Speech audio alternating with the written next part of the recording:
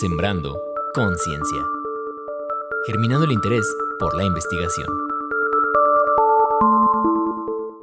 Amigos, bienvenidos a un episodio más de Sembrando Conciencia, el lugar donde sembramos y germinamos el interés por la investigación. En esta ocasión, en el programa de hoy, nos acompaña un profesor que nos enseña a enseñar. Un discurso un poco extraño, pero lo vamos a ir descubriendo a lo largo de este programa. Él es un investigador de gran trayectoria en el área de la educación y el aprendizaje. Es licenciado en Filosofía por la Universidad Nacional Autónoma de México, la UNAM. Posterior a esto, estudió la maestría de enseñanza de la filosofía en educación media superior y, por último, se doctoró en ciencias de la educación agrícola superior. Ha publicado artículos muy interesantes. Por mencionar algunos, podemos citar este que se llama Estrategias lúdicas para aprender a filosofar. Interesante el tema. O Juego, luego existo. El existenciario de jugar. También tiene un artículo titulado Aprender virtudes a través de juego y la práctica del deporte. Eso está interesante. Por supuesto. También ha realizado investigaciones como el método cinético como promotor de nuevas estrategias de aprendizaje. Y en esta ocasión ponemos sobre la mesa un tema bastante interesante y que estoy seguro que a más de uno nos va a servir, porque también me incluyo, para la formación y, ¿por qué no?, para el futuro, para su futuro como investigador. Sin más preámbulos, quiero darle la bienvenida al doctor Mafaldo Maza Dueñas. Doctor, bienvenido. Muchas gracias. Muchas gracias. Doctor? Gracias por acompañarnos en este espacio, gracias por estar aquí y pues más todavía por compartir la experiencia de este tema, diseño y aplicación de estrategias para la enseñanza de la filosofía y de las humanidades desde la educación digital y virtual. Un tema bastante actual. Sí, pero antes quisiera agradecerles a ustedes, agradecer a la licenciada Pablo Izquierdo y a tu persona, la invitación al programa, desearles el mejor de los éxitos en esta que están realizando. Y también agradecerle a la Universidad Autónoma de Chapingo, que tenemos libertad de cátedra, tenemos libertad de investigación, y aun cuando es una universidad de las más importantes en México y Latinoamérica, que se dedica al campo, a la naturaleza, a la agronomía, personas como yo que tenemos otra formación, en este caso filosófica y de educación, podemos dedicarnos a un área de investigar que no necesariamente sea la agronomía de manera directa, sino de manera indirecta, como vamos a poder ver. Claro. En lo que mencionas. Pasando a la pregunta del proyecto, desde hace varios años hemos estado realizando varios proyectos y en este caso también agradecer a la doctora Vanessa García González, adscrita al Departamento de Sociología Rural, que en estos proyectos hemos sido colaboradores ambos. Y bajo esta perspectiva siempre nos ha interesado la cuestión didáctica, la cuestión de la enseñanza, porque al final de cuentas una de nuestras responsabilidades como educadores es aprender a enseñar, y creo que en ese sentido nunca terminamos de aprender de cómo transmitir el conocimiento, que por otro lado pues tenemos la responsabilidad de hacerlo lo mejor posible, con las mejores herramientas, y en específico este proyecto que tiene que ver con la cuestión digital, por supuesto que también fue una consecuencia de esta cuestión de la pandemia. En la pandemia, recordemos que la verdad que la universidad nos tardamos muchísimo como otras universidades en adaptarnos, en hacer ese paso de atrevernos a ser alfabetas digitales, algo que muchos, sobre todo yo que doy clase en preparatoria, la gran mayoría de los alumnos son alfabetas digitales de manera inmediata con esta cuestión de los dispositivos. Claro. Y a muchos maestros costó mucho el trabajo de hacer ese paso. También recordemos que nos tocó un proceso en el que nos fuimos de las últimas universidades en regresar después de la pandemia, obviamente por esta circunstancia de ser una universidad que tenemos alumnos de los 32 estados de la República y de varios países, y había que tener esta cuestión del protocolo. Y todo eso nos trajo pues muchas enseñanzas de plataformas digitales en estos 2 años. La verdad es que aprendimos muchísimo. Yo puedo decir que me reinventé como maestro. Yo soy mejor educador, mejor profesor después de la pandemia. Sí hay una diferencia. Sí, por supuesto. Y me refiero a que te debes de reinventar. Las circunstancias cambiaron. Yo creo que independientemente de la materia, no podemos seguir dando clases como las dábamos antes de la pandemia. porque hay un abanico de posibilidades digitales que se abrieron en beneficio de los alumnos y en beneficio de nosotros los educadores, pues para tratar de transmitir conocimientos y el desarrollo de muchas habilidades de las mejores maneras posibles. Claro. Bueno, me surgen muchas dudas, pero yo creo que la primera y la que muchos nos preguntamos cuando estamos viendo este video y cuando conocemos a un profesor en filosofía, ¿cómo enseñamos filosofía en una escuela agronómica? Es una excelente pregunta y lo primero que habría que decir que es clave enseñar filosofía en una escuela como Chapingo, porque además estas materias de preparatoria, introducción a la filosofía ética, lógica y filosofía de la ciencia, seguramente para muchos de los alumnos y alumnas de Chapingo van a ser la única ocasión que van a tener una materia de este tipo. Y ahorita les puedo dar algunos datos. Por lo tanto, enseñarles a filosofar y enseñarles filosofía y que ellos aprendan filosofía, me parece que es esencial para que ellos aprendan habilidades para la vida, herramientas que les va a servir en cualquier carrera universitaria. Y es un reto porque no podemos enseñar filosofía como las enseñan en la CCH, en la UNAM o en las preparatorias del Estado de México. ¿Por qué? Porque nuestros alumnos no van a estudiar filosofía. Claro, nuestros alumnos no van a estudiar la gran mayoría humanidades y entonces debemos adaptar los contenidos de la materia de filosofía enfocados en desarrollar esas habilidades para su beneficio profesional y laboral. Yo comentaba algunos datos. Parte también de uno de los proyectos que estamos haciendo actualmente, quisiera decirles, tenemos 22 carreras, 22 ingenierías en Chapingo y 6 licenciaturas. Y en esta investigación que estamos haciendo, nos hemos dado cuenta que solo 3 carreras de las 28 tienen alguna materia que tiene que ver con ética o filosofía de la ciencia. Y en el nivel superior. En el nivel superior. ¿Qué querría decir estos datos? Pues que precisamente la mayoría de nuestros egresados y egresados estamos buscando que aprendan a hacer ciencia y no le estamos dando 2 herramientas esenciales para aprender a investigar y para aprender a hacer ciencia.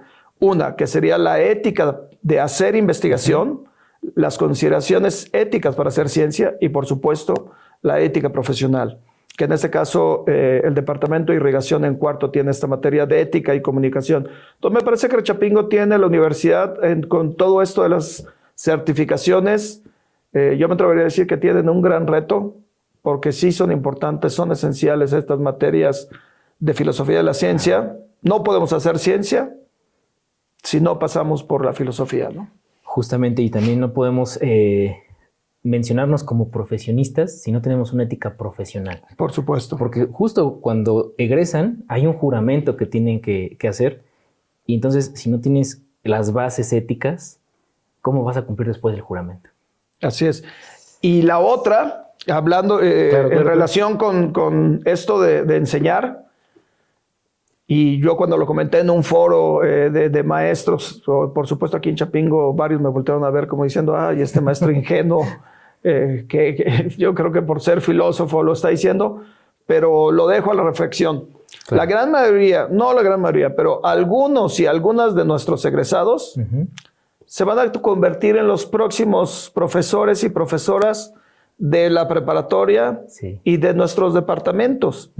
Y yo comentaba que al menos debiera haber una materia en todas las carreras, en sexto semestre, por ejemplo, que tuviera que ver con didáctica o con enseñanza. Claro. Porque alguno de ellos se va a convertir en el próximo profesor de parasitología o la próxima profesora de irrigación, de sociología, de zootecnia del departamento, que me digan, y que al menos tengan un respaldo, una cierta formación pedagógica, porque puede ser que sean expertos y doctores en un área, pero si no saben enseñar, pues de nada nos está sirviendo. Claro, eso es... Y por otro lado, regresando a la cuestión de esto de las estrategias digitales, antes de la pandemia y ahora con la pandemia es un gran reto que nosotros tenemos como profesores, porque si nos dedicamos únicamente a dar información, estamos perdidos. No, estamos vaciándola. Estamos perdidos. Para la información, como tú lo puedes tener aquí, los alumnos sacan del celular más rápida, más entretenida, más inmediata que cualquier información que cualquier doctor le podamos dar al alumno.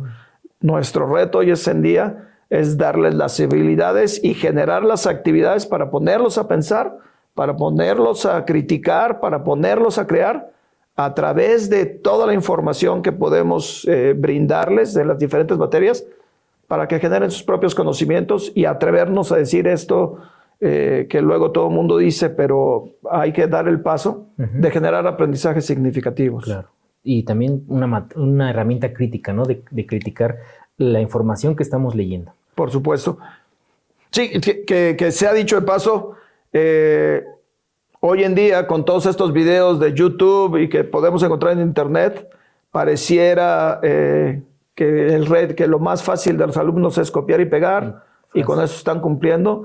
No, y ahora también hay que enseñarles no solo qué herramientas digitales son las correctas, sino también que ellos aprendan, y esa es una responsabilidad que tenemos los educadores, cuáles son de las múltiples informaciones digitales de ahí, cuáles son las fuentes correctas y las fuentes verídicas con respecto a ese conocimiento, ¿no? Claro, hacer una discriminación de las fuentes para tener una información más veraz. Más veraz. Doctor, hablando de herramientas digitales, ¿cómo podemos identificar una herramienta digital que es apta para un proceso de aprendizaje? Aquí también es una excelente pregunta. Una herramienta digital, como lo mencionan los teóricos, es la posibilidad en cualquier dispositivo, de un elemento en el que se combinan el diseño y la comunicación de cualquier conocimiento, y que entonces nosotros, y ahí viene el reto, es decir, hay un montón de plataformas en Internet y digitales. El reto es adaptar esas plataformas a las circunstancias, a las materias y a las necesidades que tenemos como educadores en una materia específica y que tienen, en este caso, nuestros alumnos y nuestras alumnas de Chapingo. Y en ese sentido, una herramienta digital sería precisamente lograr esta adaptación de estos medios digitales que se combinan diseño y conocimiento. Ahorita pongo un ejemplo, claro, para, por ejemplo, una materia de filosofía. Para poner el ejemplo, hay una plataforma que antes de la pandemia surgió en 2016, 2017 en España, esta que seguramente ustedes conocen, que es Kahoot. Después de la pandemia se ha multiplicado de manera increíble. Y el Kahoot, si uno lo revisa, te da la gran posibilidad de ir verificando cierta información, ciertos conocimientos de manera lúdica, de manera agónica, divertida. Puedes generar competencia con uno mismo, el alumno, entre el grupo, en equipos. Y la verdad es que si uno adapta esas herramientas a su proceso didáctico, vas generando pues ciertos conocimientos, ciertas habilidades en los alumnos. ¿Una herramienta digital para el aprendizaje tiene que ser lúdica? No necesariamente. Según la práctica actual. Claro. Pero de mi perspectiva, yo creo que todas las estrategias para enseñar cualquier cosa deben de ser lúdicas. Los seres humanos aprendemos mucho más y es mucho más significativo el conocimiento que tenemos cuando nos divertimos. Entonces, en la medida en que podamos también, ese es un reto y ese es parte de lo que yo hablaba de reinventarnos como educadores, de disfrutar el trabajo que estamos haciendo, porque también nosotros estamos aprendiendo con los alumnos, y de ofrecerles pues un conocimiento lúdico, un conocimiento creativo, pues que a ellos en realidad se les quede como significativo, ¿no? Como dice el eslogan de aquel famoso museo para niños, ¿no? Toca, juega y aprende. Sí. Muy bien, doctor. Ciencias como las matemáticas, que son un poco más abstractas, la física, que además son más estructuradas, tienen más reglas y hechos comprobables, ¿no? Sin embargo, la filosofía y las humanidades tienen muchas formas de ver el conocimiento, de muchos lados, de muchas aristas, y requerimos más el contexto y sobre todo también conocer al experto que está analizando el tema. A través de estas herramientas digitales, ¿por qué asumir el reto de enseñar filosofía? Antes quisiera decir que cuando pensamos en hacer ciencias, habrá que recordar que los primeros modelos de método científico en el siglo XVII, que es cuando se empieza a hablar de ciencia moderna, fueron filósofos los que la propusieron. Entonces, En realidad también si hay un conocimiento metódico y estructurado y que le ha dado todo el sustento epistémico y teórico a las ciencias, no las ciencias, sino las ciencias, pues es precisamente la filosofía. Pero por otro lado, la filosofía, y esta es una perspectiva personal, por supuesto, la filosofía es para aprender a vivir. Me parece que la filosofía, el objetivo de estudiar filosofía, de aprender a filosofar, es aprender a vivir, aprender a actuar, aprender a ser buena persona. Y yo siempre les digo a mis alumnos que uno de los objetivos de la materia es aprenderse a ser feliz. No nos podemos olvidar los seres humanos y es un objetivo esencial de la filosofía aprender a ser feliz. Y por supuesto, es un reto ya explicárselo a los alumnos, provocarlos a los alumnos, a las alumnas para que busquen ellos su propia respuesta, porque no hay fórmulas para ser feliz, cada quien la encontraremos. Pero en este sentido, construir estrategias para enseñar filosofía, la verdad es que ha sido un reto maravilloso que yo he tomado en los últimos años, que me he divertido, que lo he tratado de hacer desde mis referentes, como es el juego, como es el deporte, como es la cuestión lúdica, como es el arte, las obras de arte.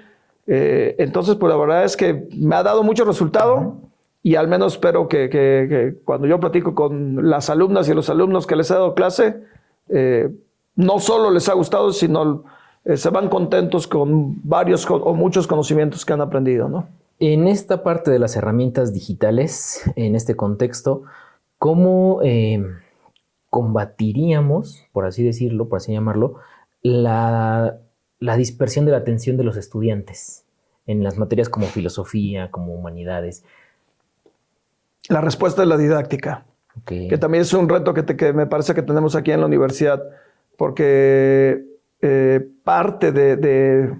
habría 3 grandes columnas vertebrales cuando damos clase: dominar el área del saber, dominar la cuestión pedagógica, y me parece que la tercera, que combina las dos, es hilvanar todo un proceso didáctico de todo el semestre y de cada semana y de cada clase para que en realidad se cumplan los objetivos de cierta enseñanza y de cierto aprendizaje. Y en el caso muy concreto de lo que tú preguntas, precisamente el elaborar una didáctica a partir de estas herramientas digitales pareciera mentira, pero en realidad te ayuda a ir hilvanando, ya que los alumnos que de por sí ya tienen el uso de los celulares, yo creo que al contrario, no hay que prohibírselos, hay que enseñarles cómo usar los dispositivos para fines educativos y para fines académicos. Y en este caso, una de las plataformas digitales que estuvimos utilizando y que hasta la fecha yo sigo utilizando en mis clases se llama Nearpod. Nearpod es una plataforma creada en Estados Unidos para los niveles de primaria, lo que sería y para el high school, el elementary school, el high school, y también lo utilizan en varias universidades. Y Nearpod tiene un abanico de un sinfín de actividades, pero además todas las actividades que uno puede crear. Tú puedes crear una clase de 1 hora 30 minutos con un sinfín de actividades y ya está creada ahí, y puede ser en tiempo real o puede ser en tiempo asincrónico. Y si es en tiempo real, lo que los alumnos van haciendo, que pueden ser respuestas, pueden ser dibujos, pueden ser entrevistas, pueden ser fotografías, pueden ser mapas. No, es maravilloso el mundo digital. Sí, claro. Todo lo que vayan haciendo, uno como maestro lo va viendo en tiempo real. Ok, entonces es una herramienta fabulosa. Por eso me parece que lo que aprendimos en la pandemia, al menos a mí, la verdad que me ha servido muchísimo ahora que regresamos al proceso presencial.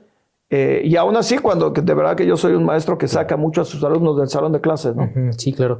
Y si no, pues véanos aquí en Sembrando Conciencia con la tecnología. ¿Qué ventajas, doctor, ha observado usted al usar estas herramientas digitales para enseñar las materias de filosofía, de ética, de lógica, con respecto a tener clases ya presenciales?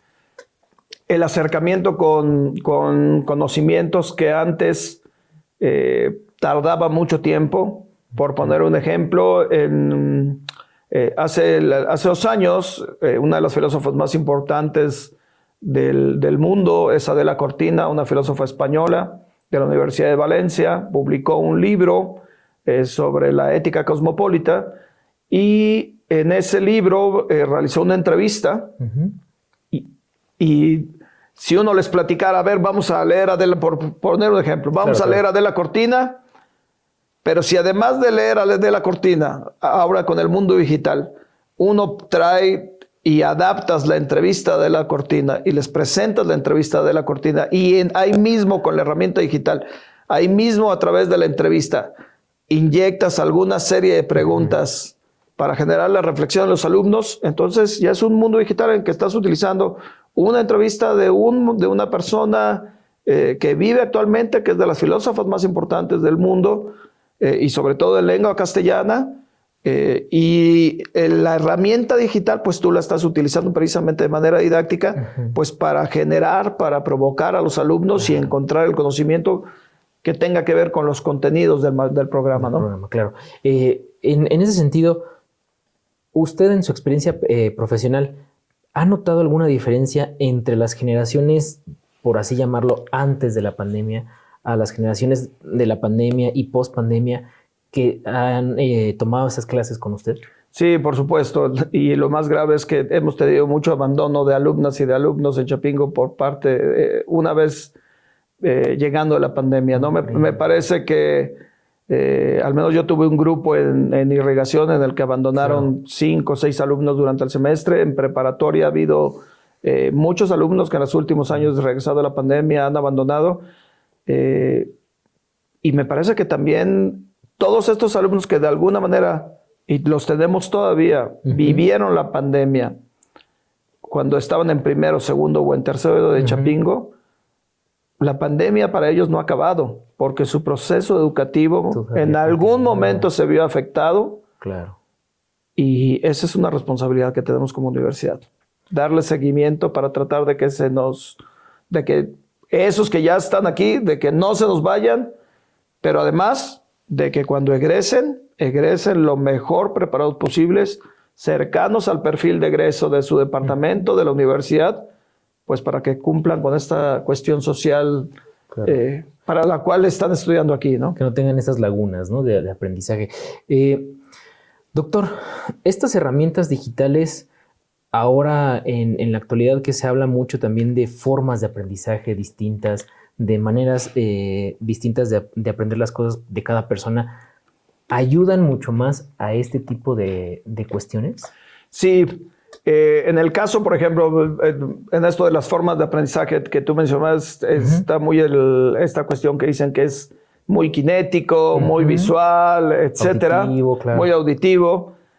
Y el abanico, por ejemplo, de esta plataforma Nearpod, el abanico de posibilidades para presentar los contenidos de muchas maneras, te da la posibilidad entonces de abarcar todos estos estilos de aprendizaje, Claro. de tal manera que todas las alumnos y los alumnos en realidad se sientan cómodos a partir de su estilo de aprendizaje. Sin embargo, me parece que lo más importante, independientemente del estilo de aprendizaje, el educador tiene la responsabilidad de provocar a los alumnos, y de provocar en el buen sentido, Sí, claro. de generar esa curiosidad epistémica e innata que tenemos los seres humanos para que se interesen, en este caso, por el conocimiento. Y en el caso de filosofía, que son de las pocas materias que van a ver en la prepa y que tal vez nunca las vuelvan a ver, tenemos que hacer que esas materias sean inolvidables. Claro. Y que sean inolvidables porque les dejó algo, porque les gustó, y no porque fue pura información, ¿no? No porque les pesara. Son 2 años, ¿no? De estas materias. Sí, de tercer semestre, en segundo año de tercer semestre hasta el sexto semestre tiene una materia cada año, cada semestre. De filosofía. Y sí, claro, como dice, dejar algo de estas materias, porque muchas veces las consideramos pesadas, difíciles de relleno. De relleno, por la forma de la enseñanza, ¿no? Del conocimiento que, pues como usted dice, vienen los alumnos a aprender a esta casa de estudios de agronomía y de repente es como que pues, llevas filosofía. Híjole, yo no quería tener filosofía, pero pues la llevo, ¿no? Y justo como dice, con estas herramientas, generar este interés y que se lleven un aprendizaje. Por supuesto. Doctor, dentro del proceso, o más bien, ¿cuál es el proceso que se requiere para diseñar una estrategia de enseñanza considerando el uso de herramientas digitales? Primero diría que es una responsabilidad que también tenemos todos los educadores, y en el caso de Chapingo, y aquí quiero hacer una pausa, Claro. me parece que estudiar y trabajar en Chapingo es un privilegio. Claro. De verdad que no hay, para quienes nos gusta dar clases e investigar, es el mejor trabajo de la vida, de verdad. Y en ese sentido, preparar una clase de filosofía o de la materia que tú me digas, con elementos lúdicos, con el rigor científico, con el rigor epistémico y preparada con ciertas actividades para cumplir con los objetivos, es posible. Lo que el reto es que los maestros, la gran mayoría, no tenemos los conocimientos pedagógicos y tenemos que entrar a la cuestión de la pedagogía, de la didáctica. Nadie te va a enseñar didáctica por sí solo. De hecho, uno aprende a ser profesor en el transcurso de en la vida misma. Sí, claro. Pero también hay otras maneras de reinventarse el ser profesor, y para eso hay tantas teorías pedagógicas, tantas oportunidades didácticas, y uno tiene que seguirse preparando. Entonces, la verdad es que en este sentido a mí me ha ayudado mucho que mi maestría y mi doctorado tuvieron que ver con el diseño de estrategias didácticas, y la verdad es que no solo, digamos, que me permitió ir avanzando en estos conocimientos, sino que me ayudó para mi práctica pedagógica de todos los días. El día a día. Y en este sentido, ¿cuál es el proceso que se requiere para ya diseñar una estrategia de enseñanza considerando las herramientas digitales? Yo creo que hay muchos modelos en este sentido. El primero sería contemplar la materia, los contenidos y a qué tipo de alumnos lo vas a presentar. Por ejemplo, una materia de filosofía de la ciencia no la puedes presentar con los mismos contenidos en preparatoria que en cuarto año por ejemplo, en parasitología, claro. ¿no? Porque ya hay, el diferente nivel epistémico que habría que tener. Segundo, saber con qué herramientas uno cuenta. ¿Cuál es la cantidad de alumnos que vas a tener en el grupo? Y eso también es importante. Y propiamente ya en la elaboración de la actividad didáctica, de la estrategia didáctica, el diseño, luego hacer una elaboración de ese mismo diseño, la aplicación de la estrategia, y nos vamos a dar cuenta que cuando uno aplica una estrategia, en realidad con un grupo puede ser maravillosa y con el otro grupo puede ser algo que totalmente distinto, que no salió tan bien como tú pensabas, y entonces afortunadamente en educación pues haces una evaluación de la estrategia y habrá que mejorar la estrategia didáctica en lo que uno pudo haber fallado. Y ese también es un maravilloso proceso como educador, porque no solo te reinventas como educador, sino que además pues vas aprendiendo a hacer mejores estrategias didácticas, ¿no? Claro. Esto es totalmente cambia con el número de alumnos, con el nivel educativo y también con el tipo de grupo, ¿no? Por así decirlo. Sí. El periodo de pandemia, pues definitivamente nos marcó un antes y un después, como lo estábamos comentando, en muchas áreas del aprendizaje. ¿Cuáles fueron los obstáculos que tuvo que enfrentar usted en la actividad de enseñanza frente a este escenario de aislamiento? Pues los primeros meses se nos cruzó, y ese es un específico problema de Chapingo, se nos cruzó la huelga de trabajadores. Sí, claro. Sí. Cuando estaba viviendo la pandemia entre marzo y abril. Entonces, marzo, abril, mayo y junio, en realidad, antes de que Chapingo contratara, que se ha dicho de paso, es maravilloso esta posibilidad del Teams. Maravilloso, qué bueno que Chapingo lo hizo. Yo me di a la tarea, yo afortunadamente no era un analfabeta digital completo, tenía ciertos conocimientos de algunas cosas, entonces utilicé desde algunas redes sociales como el WhatsApp, que habría que mencionar, que también es importante estas consideraciones éticas de las redes sociales y de las herramientas digitales en beneficio de proteger a las y los alumnos. Eso por un lado. Por el otro lado, que los alumnos no tenían, muchos de ellos no tenían pues la cantidad de dinero para pagar los datos suficientes, el acceso a Internet. El acceso a Internet sí es complicado en unas... Pero además yo diría que también es una deuda pendiente que tenemos como universidad. Me parece que Chapingo es una de las universidades más importantes de Latinoamérica y la Internet es esencial como herramienta para investigar, para dar clases, para el mundo laboral. Y solo en pocos lugares de la universidad tenemos un excelente acceso a Internet. Y en pandemia, cuando los alumnos no estaban aquí, eso fue un gran reto, ¿no? Claro, más difícil. Sí, por supuesto. Bueno, ya nos comentaba cuáles herramientas había escogido para el desarrollo de sus clases, pero para el desarrollo de su investigación, ¿qué herramientas digitales ha usted elegido? Antes de que llegara la pandemia, había hacemos nosotros, por ejemplo, combiné las estrategias digitales con las estrategias del método kinético, que es un método creado por mí de enseñar filosofía a través del juego. Okay. Y elaboramos, y habría que decir que todas esas estrategias las sigo utilizando en todos mis semestres y en todas las materias. Presencial sí, porque me han dado un excelente resultado, nos han dado un excelente resultado. También a la doctora Vanessa en sus materias le han dado un excelente resultado.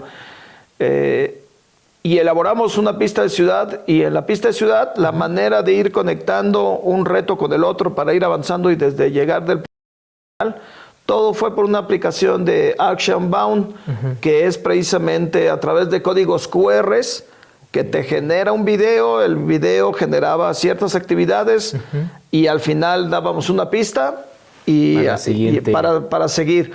Hoy en día también lo hemos hecho a través de los códigos de Nearpod. Uno puede generar ciertos códigos asincrónicos de Nearpod para diferentes sesiones y a través del código los alumnos lo detectan, lo escanean y solito ya uno va determinando el proceso pedagógico con las actividades que uno desee implementar. Ok.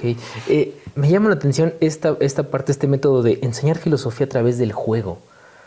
Platíquenos un poquito más acerca de esto, porque es interesante conocer este método. También habría que decir que he tenido yo un problema, porque con los filósofos, las filósofas en la Facultad de Filosofía, cuando yo les decía, bueno, es que podemos enseñar filosofía a través del juego, me veían como mucho raro. Sí, ¿qué estamos haciendo, no? Sí, claro. Pero si lo pensamos, si la filosofía es para aprender a vivir, para aprender a pensar, y el juego es una de las actividades o la actividad humana que realizan más los seres humanos desde bebés hasta la edad adulta, hasta la edad anciana, el juego merece un tiempo en nuestro día a día. Y si el juego nos genera un sinfín de actividades, de posibilidades lúdicas, agónicas, de relación con los otros, de aprender normas, de aprender reglas, de compartir tiempos con los otros, de respetar al otro, y uno combina estas actividades lúdicas con el aprender a filosofar, la verdad que uno encuentra resultados maravillosos. Yo habría que decir que esta es una investigación que yo llevo varios años haciendo. Tenemos varios resultados, varias de las publicaciones que mencionaste son resultado de esto que hemos estado haciendo, pero es una tarea inacabada, porque me parece que estas estrategias lúdicas las podemos seguir inventando, las podemos seguir creando en beneficio de las y los alumnos de Chapingo, que además, se ha dicho de paso, tienen circunstancias muy especiales que no tiene ningún otro alumno de preparatoria o de carrera en México. De otras escuelas. Justamente porque el conocimiento va cambiando, ¿no? Cada vez va cambiando y esta parte del juego, del aprendizaje a través del juego, también tiene que ir cambiando. Va cambiando, pero además viven aquí. Okay. Es decir, la Chapingo para todos los alumnos, maestros y trabajadores, Chapingo es una... de tiempo completo, una casa. Es nuestra otra casa. Claro. Por eso no vale la pena pelearse con la gente aquí en Chapingo, porque la vas a ver el resto de tu vida y no tiene caso, ¿no? Por un lado. Pero por el otro lado, también uno de los proyectos que hemos generado, en algún momento pusimos algunas bases lúdicas Lo pusimos en paratología, lo pusimos en prepa, lo pusimos aquí enfrente del comedor y pusimos un tablero de básquetbol, pusimos unas canchas de bádminton y varios retos. Y entonces nos dimos cuenta que los alumnos en realidad lo único que necesitan es tener el material para jugar, porque llegaban los alumnos sin decirles nada, ellos tomaban y empezaban a jugar. Y la verdad, con un maravilloso resultado de respeto, que terminaban de jugar, dejaban las cosas y ya. Pocos maestros se acercaron, y que ese es un reto, me parece que la actividad física en los profesores es importante, y ningún trabajador se acercó.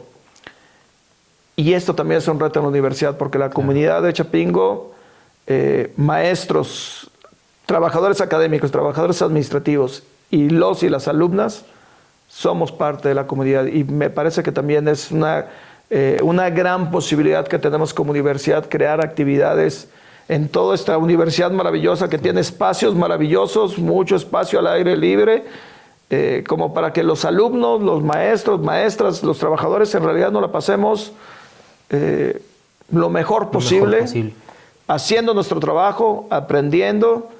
Y ese es uno de los retos que seguimos teniendo en estos proyectos que estamos haciendo. Claro. Comentaba hace un momento que Chapingo es una universidad única por la composición de la comunidad estudiantil. Tenemos alumnos de los 32 estados de la República. Y entonces, cuando usted empieza a implementar, o bueno, llegan a su clase, en esta parte más bien de aprender filosofía a través del juego, ¿hay alguna diferencia respecto a las regiones de donde vienen los alumnos? ¿O que usted haya notado? Es una excelente pregunta, y no hemos notado la diferencia con respecto al origen de los alumnos, pero sí del género, por ejemplo. Ok, platíquenos un poquito. Y en el caso del género, con los juegos, hay una mayor participación por parte de los hombres para cierto tipo de juegos o actividades, pero cuando el juego pasa a esta cuestión de la reflexión, hay una mayor participación de las mujeres, ¿no? Y la otra cosa que también nos ha dado la oportunidad de que el juego, a través del juego, otros alumnos y otras alumnas que se definen de manera diferente a hombre y mujer, también han tenido la oportunidad de expresarlo.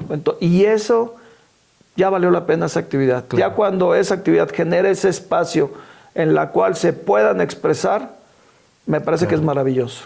Es un espacio seguro, un espacio de libre expresión. Y de respeto, porque las y los alumnos aprenden que hay que respetar al otro. En las reglas del juego, ¿no? En las reglas implícitas del juego, hay este respeto. Así es.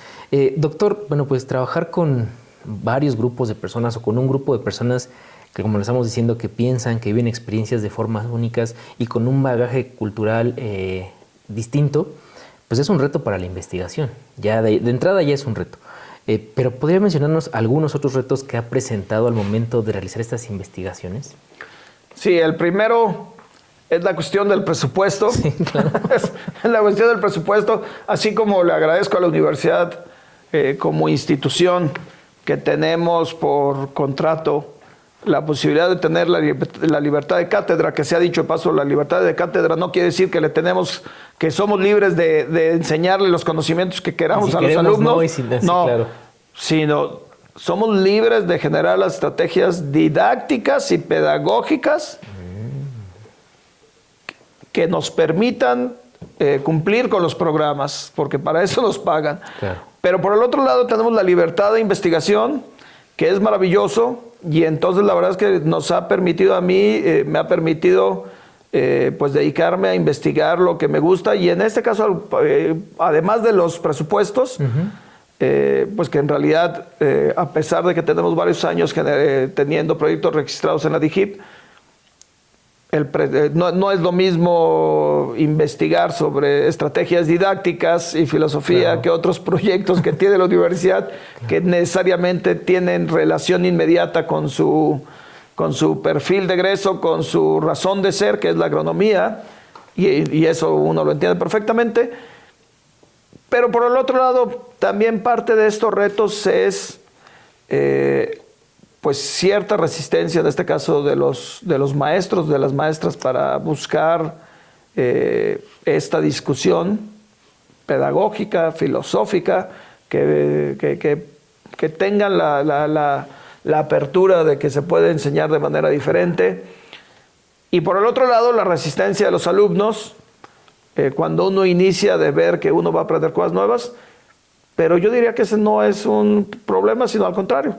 Es parte del reto cotidiano de ser maestro y uno tiene que enfrentarlo y no demostrarles, pero sí enseñarles a los alumnos, a las alumnas, que vale la pena aprender de maneras diferentes. Claro. ¿No?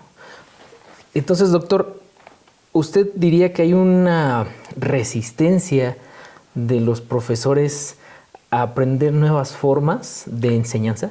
Yo digo que sí. Me parece que una de las cosas que yo he visto en varios cursos que he tomado aquí en la universidad es que por estadísticas sabemos 1,065 maestros, maestras en Chapingo, y si a todos estos cursos de actualización docente no van ni el 10%, entonces me parece que por supuesto que hay una resistencia ahí, que puede ser por muchas razones. Claro. Aquí me parece que no hay que hacer juicios de valor, sino tomar estos datos. Claro. Y pues uno identifica pues que precisamente las y los maestros no le quieren dedicar tiempo, o no le queremos dedicar tiempo a seguirnos preparando, y me parece que es esencial. Y me parece que es esencial porque el mundo está cambiando. Totalmente. Porque los alumnos, las alumnas cada vez van a ser más exigentes, porque si nos dedicamos y pensamos que les vamos a dar información para que ellos memoricen, estamos condenando la enseñanza a la pura transmisión, y para eso precisamente existen los dispositivos electrónicos. Claro. Y no necesitamos a los maestros ni a las maestras para eso, ¿no? Sí. Y una universidad como la nuestra, en la que viven los alumnos aquí, viven las alumnas aquí, me parece que es esencial que tengan múltiples actividades de diferentes maneras para provocarlos, para motivarlos, para decirles que vale la pena aprender filosofía, aprender a filosofar, en mi caso concreto que me dedico a la filosofía, y que en realidad les va a servir en la vida profesional y en la vida académica.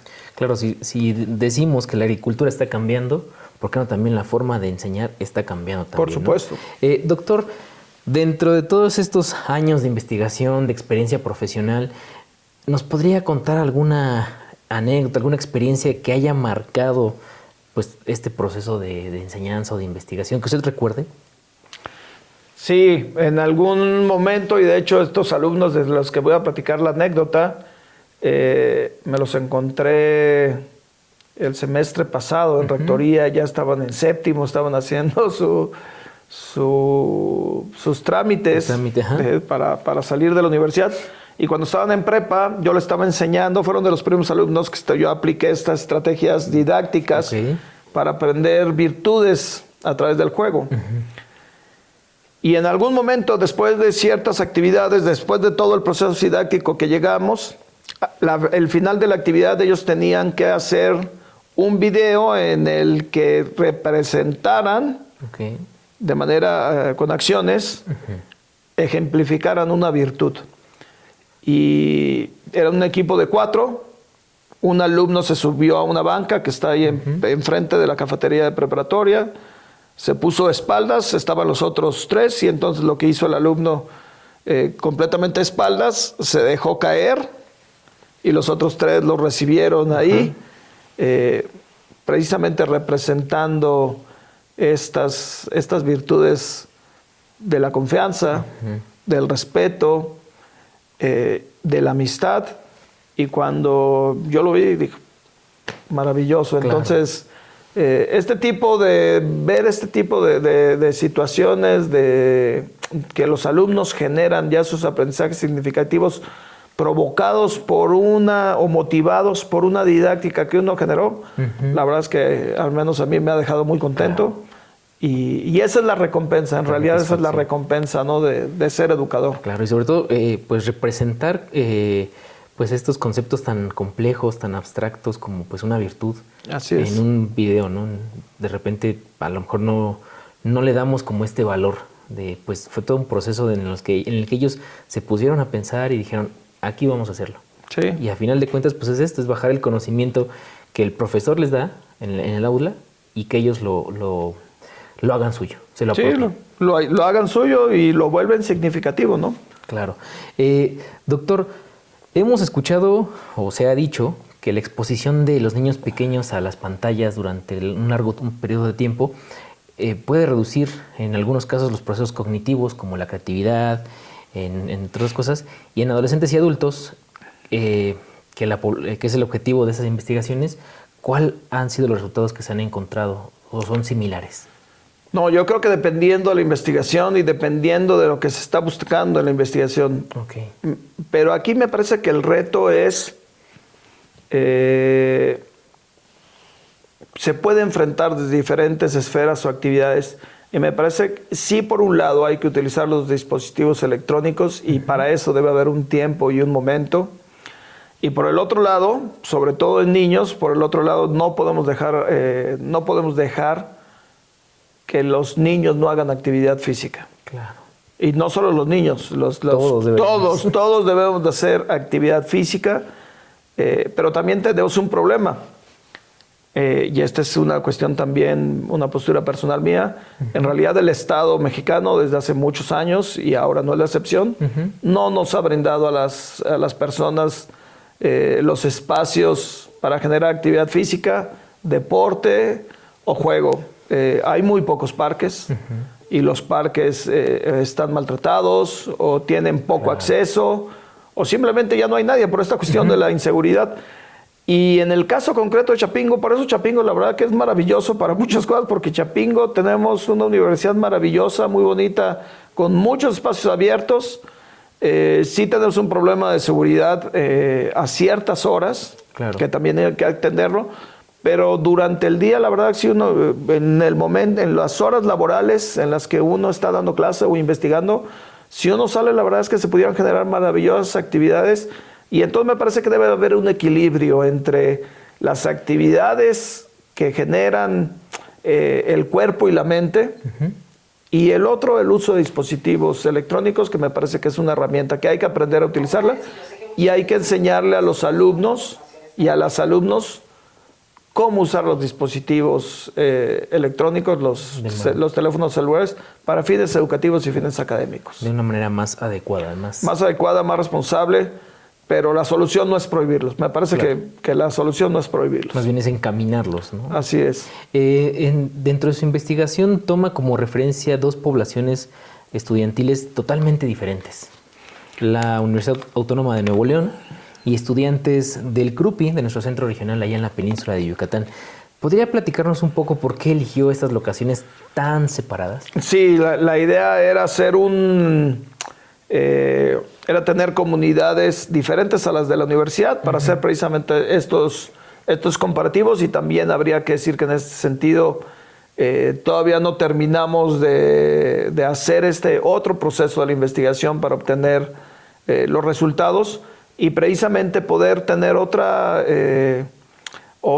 comunidad fuera de Chapingo con la cual podamos comparar los datos de nuestros alumnos y nuestras alumnas, si en realidad estas estrategias están funcionando. Incluso es compartir estrategias, ¿no? En algún punto. Por supuesto que también todas esas estrategias didácticas que hemos realizado, en realidad hay un plan de clase, hay un guión didáctico de tal manera que cualquier profesor o profesora que quiera utilizarlos y adaptarlos para cualquier materia y cualquier contenido, lo puede hacer. Puedo utilizarlo muy bien. Doctor, uno de los objetivos, que no es el único, de esta investigación pues, es desarrollar autonomía y habilidades cognitivas y emocionales a través de las herramientas digitales. ¿Considera que este objetivo fue alcanzado en estas poblaciones? Me parece que sí. Me parece que en el caso, y aquí regresaría a los grupos que yo tuve, me parece que en el caso concreto de los grupos de Chapingo, me parece que tuvimos unos resultados muy, muy favorables, sobre todo al momento de llevar a la práctica la manifestación de esos conocimientos. Los instrumentos de evaluación nos permitieron detectar que precisamente los alumnos habían generado esos aprendizajes significativos. ¿Hubo una mejor recepción?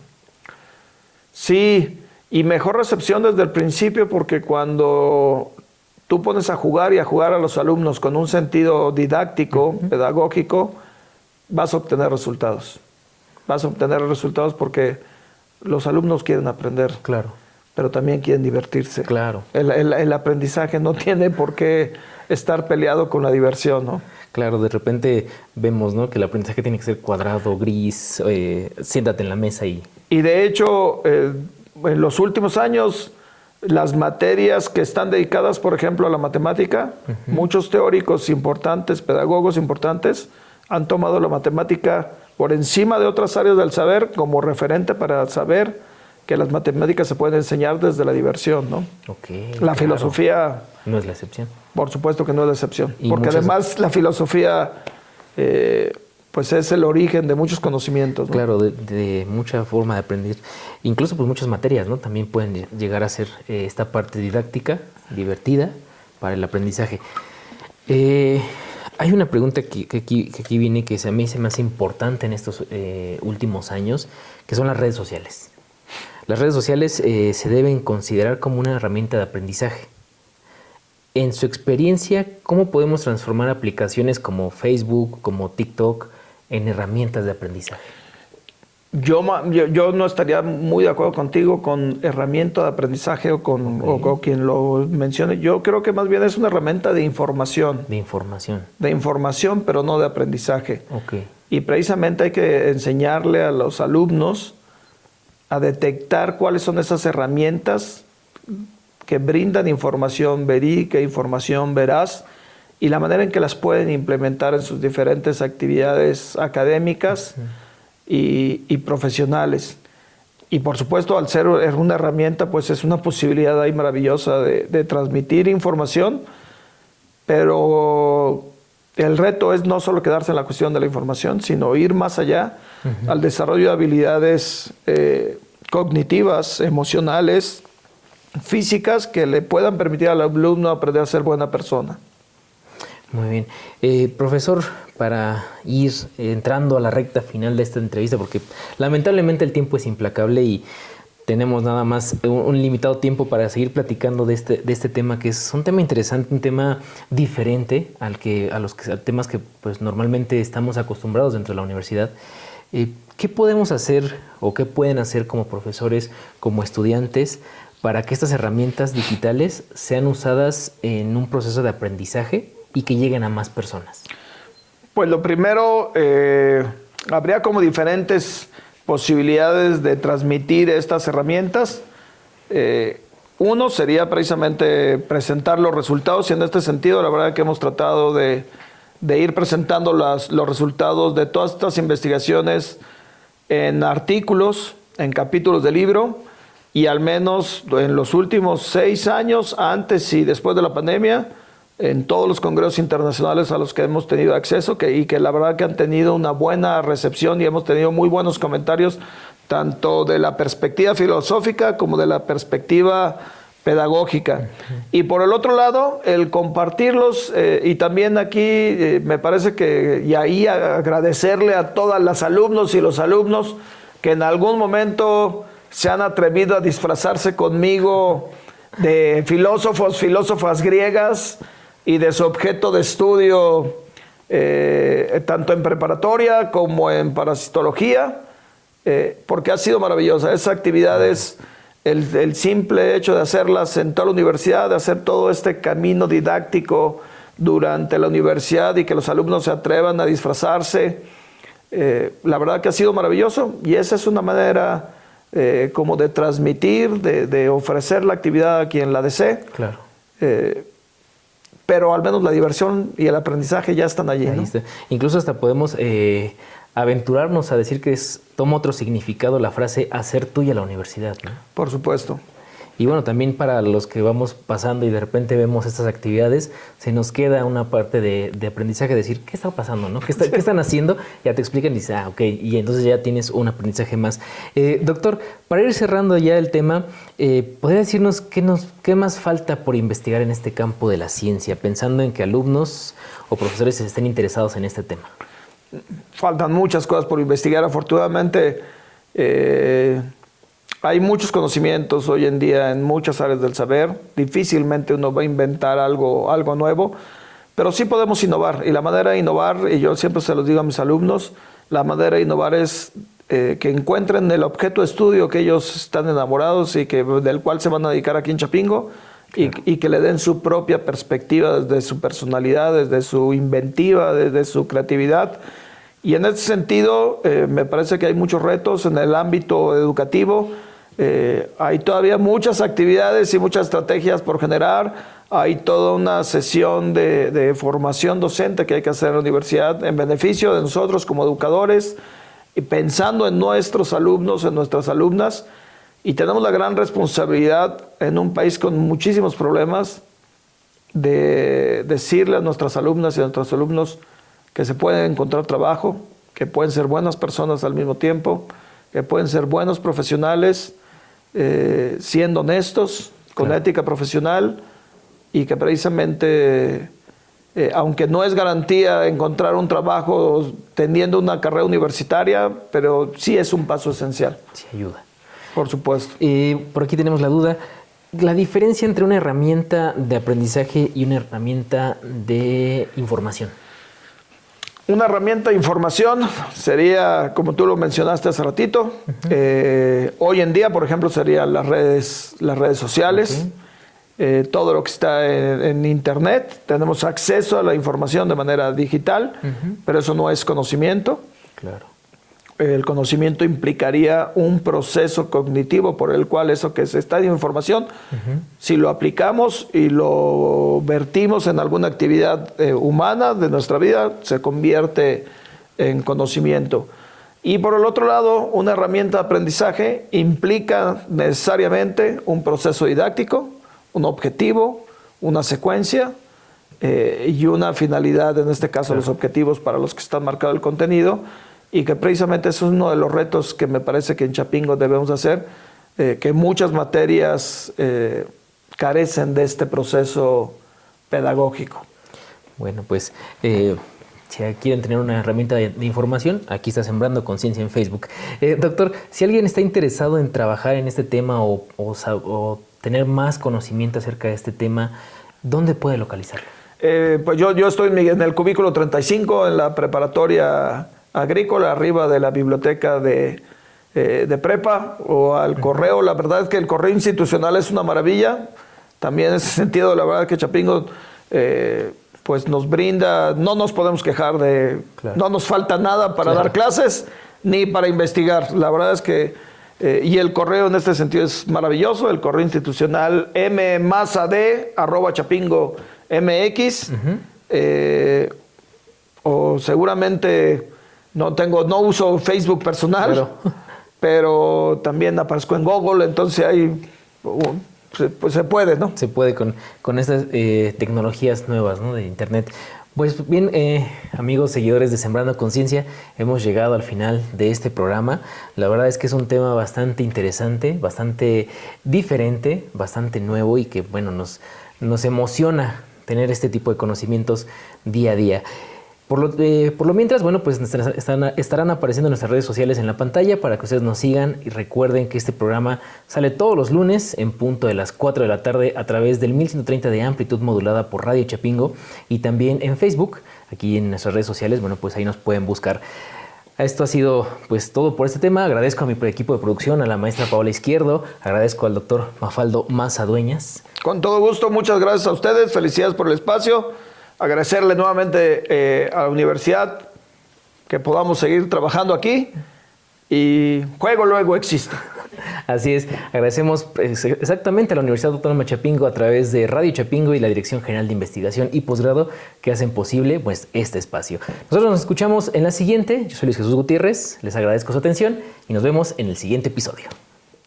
Sembrando Conciencia es una coproducción de Radio Chapingo y la Dirección General de Investigación y Posgrado de la Universidad Autónoma Chapingo.